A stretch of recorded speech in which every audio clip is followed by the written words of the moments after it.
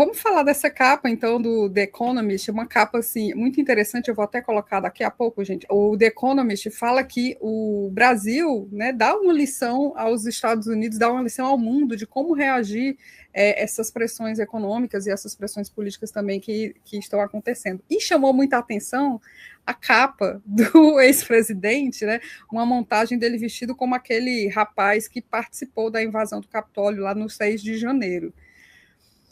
Bolsonaro está na capa da Economist. Finalmente ele chegou à capa da Economist, só que vestido de arruaceiro do Congresso dos Estados Unidos, né? E a matéria chama a atenção para o fato do Brasil ser um exemplo para os Estados Unidos e para o presidente Donald Trump, né? O Brasil que leva os seus arruaceiros, vândalos, ao julgamento do Supremo Tribunal Federal, como nós vamos inexoravelmente testemunhar a partir de terça-feira que vem.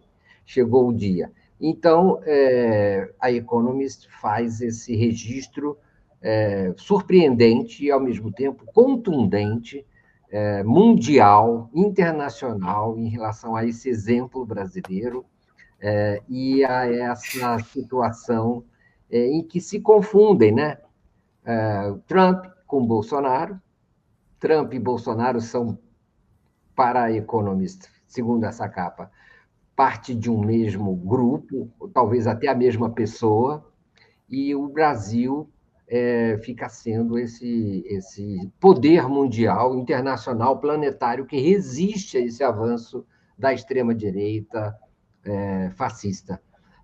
Uma capa muito honrosa e muito desprestigiosa para tanto Trump quanto para os Estados Unidos, que não conseguem punir os seus golpistas, quanto para Bolsonaro, né? Então, é uma pena que a gente não possa mostrar, mas certamente isso estará na memória de todos nos próximos meses e anos, né? É interessante perceber um outro aspecto, tanto no caso da CPMI do INSS, quanto no caso da capa da revista Economist, que aí a gente conseguiu mostrar o que o Brasil pode ensinar à América. A América aí são os Estados Unidos, essa capa do Bolsonaro, né, vestindo esse capacete de bisão, né, que ficou famoso por aquele personagem que invadiu vestindo esse mesmo capacete, vandalizando o Congresso dos Estados Unidos, e que foi anistiado pelo Donald Trump, né? Hoje ele está fora da cadeia, ele não foi punido mais, né?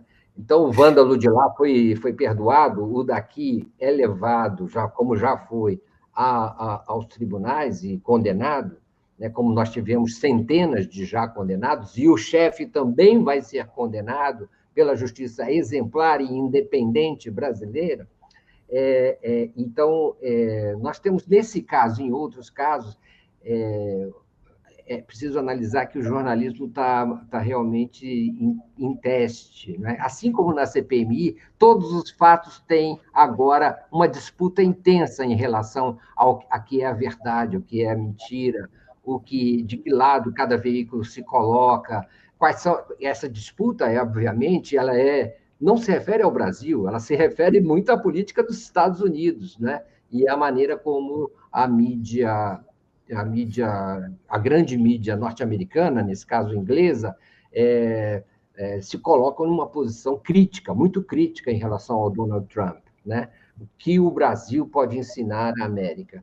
Então, também tem esse aspecto, digamos, da polarização, questionar o próprio jornalismo, e o jornalismo tem que ser entendido como também parte dessa polarização, como acontece aqui no Brasil, né? Nós temos uma mídia democrática e uma mídia hegemônica e uma mídia fascista, que precisa ser compreendida, entendida e levada em consideração na hora de analisarmos, assim como a CPMI do INSS já estão acusando de prevaricação. Todos os fatos estão submetidos a essa disputa em torno da verdade e da mentira que eles trazem em função dos interesses que representam, né, que cada veículo representa. Nesse caso, os interesses estão aí também. Ô Miola, o pessoal está falando aqui que provavelmente a equipe da redação do The Economist está rindo até agora, né? E o The Economist, só para falar para vocês aqui, segundo as redes sociais bolsonaristas, agora é comunista, tá? A principal revista do mundo capitalista mundial virou comunista.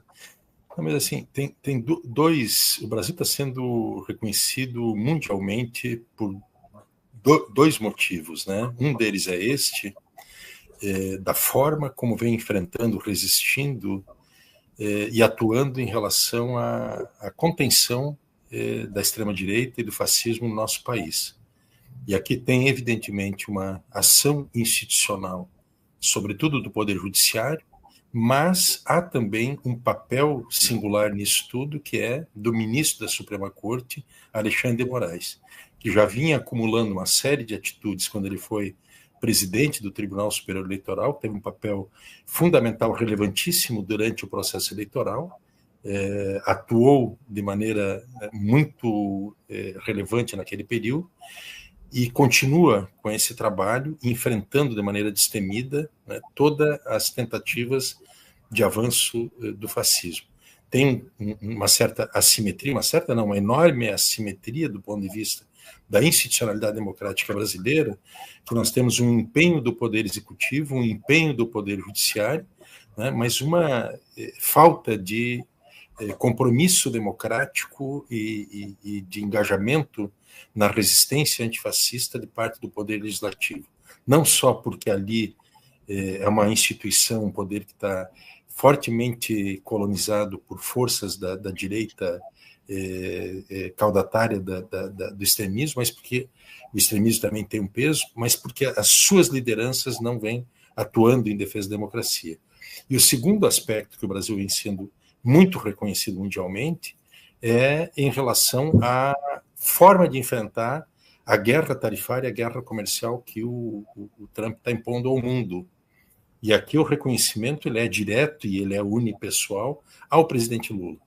2 prêmios Nobel da Paz disseram que o mundo tem que tomar como exemplo a postura que o presidente Lula está adotando em relação ao Donald Trump. Enquanto nós temos aqui, não é, uma elite colonizada, não é, e setores vassalos do imperialismo, que inclusive pleiteiam uma candidatura à eleição presidencial do ano que vem, esses governadores ratos, né, nós temos o presidente da República, que ele é reconhecido mundialmente, né, exatamente por ter aquela postura, né, que deve ter um governante soberano em defesa do seu país diante do ataque inaceitável da principal potência política e militar do mundo.